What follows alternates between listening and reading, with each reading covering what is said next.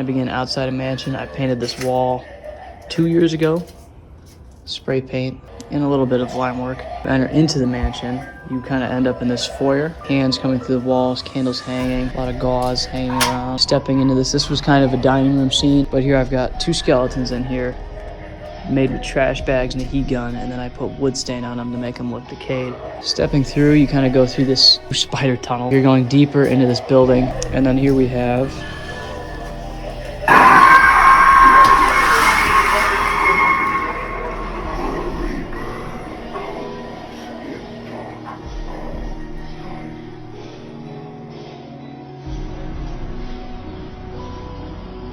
leading up to right here, my second facade. This is the mausoleum. A lot more brickwork, staining, and some leaves to cover it. Here are some of our 4 of our 10 panels. These ones are just coffins coming through the wall. These came plain black, but I painted them to have decaying bricks and then a lot of different agings and stains. Exiting the mausoleum into what I call the laser swamp. This is done with a fog machine on a 30-second timer connected to a tube that goes all the way around. And then here I've got some green leveling lasers that reflect off of the fog and make it look like water, therefore laser swamp. Here's some more spider webs made out of beef netting, stretched and then just cut with scissors. In the corner here to cut off your walkway, I put a jumping spider.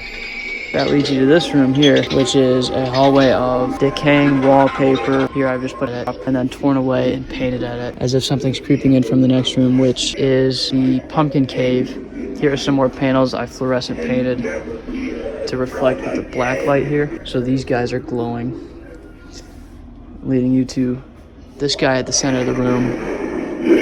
I tried it with my bigger rooms, keep the walking distance at a maximum to keep you in here for longer. This guy is also fluorescent painted on the pumpkin parts of him, so he glows. And then we got one more corpse that I did with the trash bags and heat gun.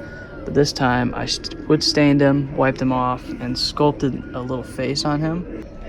This guy's a little more disturbing with some guts hanging out, like somebody's been running tests on him. And this is more permablood, so it shines even though it's dry. And a lot of people have asked if it's wet.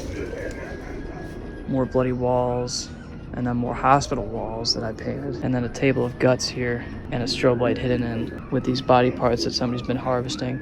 This guy's also been sculpted and painted from your regular old Home Depot skull. This here sits up when he feels like it, I guess. But he sits up every 10 seconds or so.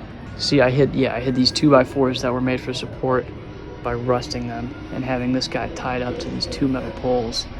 And he's also a Spirit Halloween prop that I detailed, and then I added some guts hanging out of him. This is another good room. Hanging body bags, a classic, and some other body parts hanging up, as if somebody's been storing stuff back here. The last corpse, second to last corpse. So it looks like he's been charred. I did that with some spray foam and then dry brushing black over the red.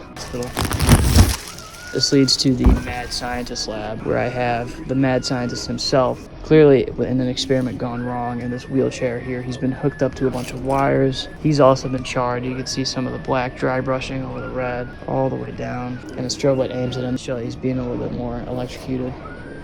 I have some live animals boxes. I tried to tell the story that he was a hoarder. So there's all these boxes on the walls.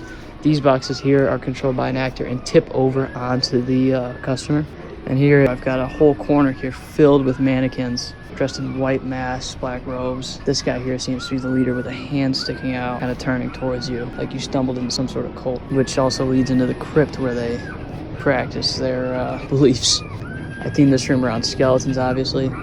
And I've got a gothic window here that I've done with some red silk fabric that somebody jumps through as well.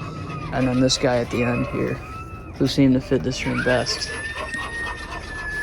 And then this leads to the exit of the tent. I've got a long, dimly lit orange path where it's one of the places where I had one of my actors dragging a shovel on some of the bricks here to kind of lead you into a very loud chainsaw. You'd be led up to we like to call it the murder shed. All of these are detailed spirit props that I bought or saved up over the years and decided to add some more of my own touch to it. A bucket of guts here as well. But many people would be rushed through it and chased out. I also left a window here for people in line to watch the end of the haunt, see people run for their lives, and this body bag in a wheelbarrow.